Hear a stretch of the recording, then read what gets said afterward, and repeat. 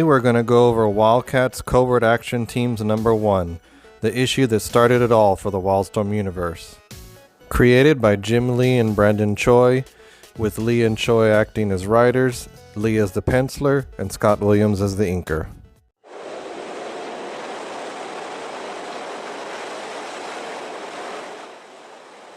It's 1980 in the Antarctic, and two men are investigating what they believe to be the wreckage from a Soviet space station. A woman clad in silver appears before them in a flash of light. She appears to be in distress, but disappears as quickly as she appeared, and the men decide to never speak of it again.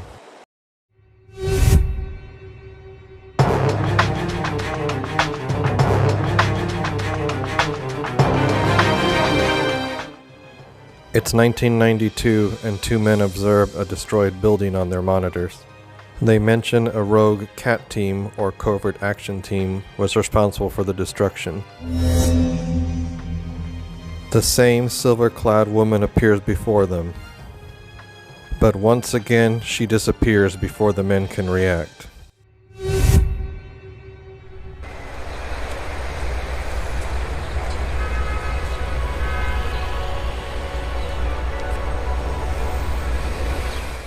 It's 1990 in New York City, and Jacob Marlowe is now in his third decade, having wandered across the U.S. aimlessly.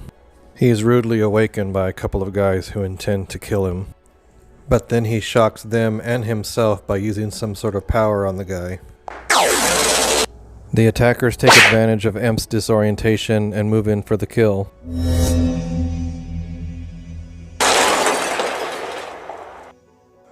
The woman identifies herself as Void and tells Jacob Marlowe that he was once Lord Emp, a warlord that was against the Cabal, who has now risen to power once again, and she has come to help prepare him for the coming war. She tells him that if he trusts her, his life will never be the same.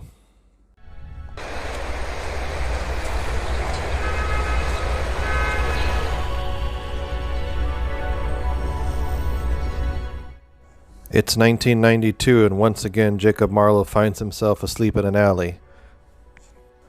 Except this time we find out that it's on purpose, as we see him stumble to a high-rise building with the words Halo Incorporated on the front door.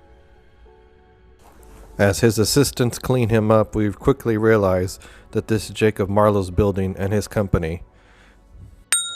Jacob's life had indeed changed like Void promised. Void lets Emp know of some visions she's had of a mysterious stranger who has obtained the power of the orb, and in doing so destroyed her, and she was able to see all kinds of shattered realities. Void and Emp then discuss the team they've put together to help with the coming threat, and we're first introduced to Spartan as he works on their plane called Merv.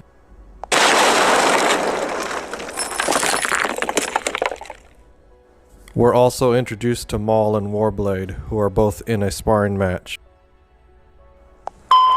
Meanwhile, deep below Chesapeake Bay, the Cabal ship known as the Behemoth silently goes through the water. Within the ship, the Cabal is having a meeting discussing a traitor amongst them.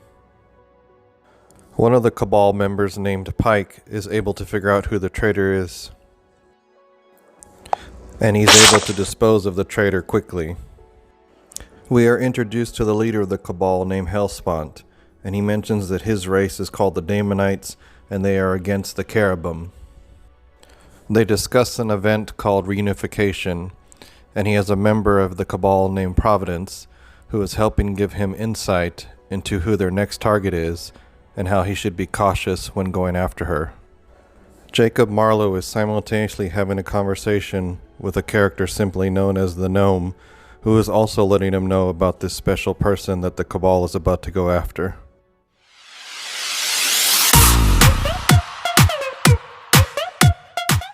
In Georgetown, a man walks up to a club called the Hot Spot and reminisces how it used to be a quiet little place, and now it's one of the local strip clubs. The bartender addresses the man as Cole and comments how he doesn't seem to have aged very much. Cole asks what's made this place so popular lately, and the bartender points to the stage and lets him know about his newest act, and her name is Voodoo.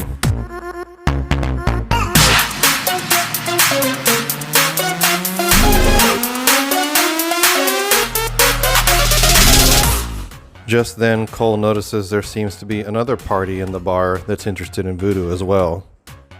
As the men move in to get voodoo, we see what the power of her sight really means. She gets to see the true form of a Daemonite. As the situation escalates, Grifter dons his mask. The Daemonites recognize him and commence their attack.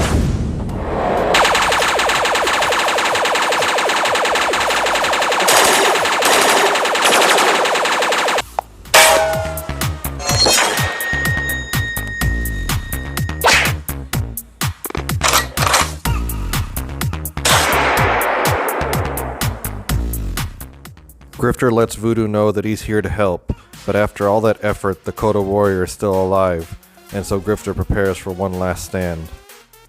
Until...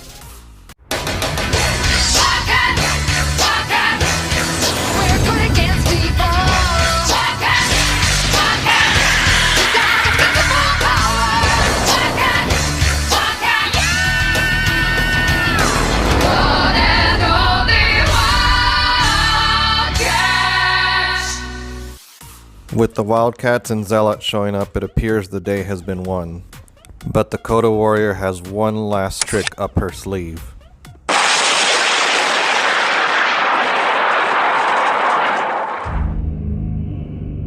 Hellspawn observes the destruction on his monitors, and we are introduced to the Daemonite mole in the American government. It's Vice President Dan Quayle.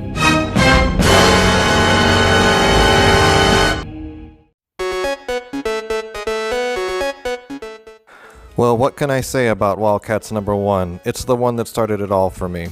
I have been following the Wildstorm universe ever since through all the ups and downs.